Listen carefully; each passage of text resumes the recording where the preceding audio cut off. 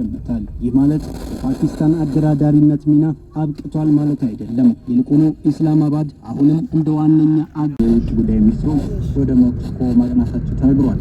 የአሜሪካው ፕሬዚደንት ዶናልድ ትራምፕ በበኩላቸው በድጋሚ ለኢራን የድርድር ጥሪን አቅርበዋል። ዮናዳብ አንዷለ የጉብኝት በዓለም አቀፍ ፖለቲካ ውስጥ ወሳኝነት አለው።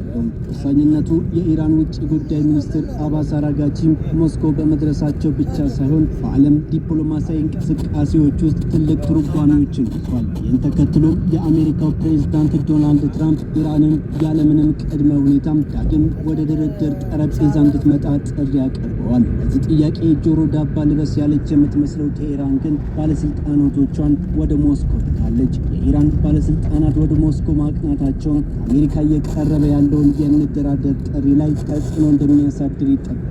የቴሄራንና ሞስኮ ወዳጅነትም ኢራን ከአሜሪካ ጋር በምታደርገው ድርድር ጠንካራ አቋም ይዛ ለመቅረብ የሩሲያን ድጋፍ እንደምትፈልግ ትልቁ ማሳያ ሆኗል። ወዲህ ግን ተንታኞች ለአሜሪካኑ ፕሬዝዳንት ዶናልድ ትራምፕ ኢራን እንድትደራደር ያቀረቡት ጥሪ ቀጠናው ያለውን ወታደራዊ ውጥረት ያሳየ ነው። ይህም ከፍተኛ ግፊትን በማድረግ ኢራንን ወደ ድርድር የመቀላቀል ስትራቴጂካቸው ተደርገው ተወስዷል። ሞስኮ ቴሄራንን ለውይይት መጥራቷም አሜሪካ ጋር በሚደረገው ድርድር ላይ የራሷን አዎንታዊም ሆነም አሉታዊ ተጽዕኖ እንደሚያሳድር ይጠበቃል። ቀደም ሲል በፓኪስታን ሲካሄድ የነበረው የሰላም ንግግር ለዚህ አዲስ ዲፕሎማሲያዊ ይገመታል። ይህ ማለት የፓኪስታን አደራዳሪነት ሚና አብቅቷል ማለት አይደለም። ይልቁኑ ኢስላማባድ አሁንም እንደ ዋነኛ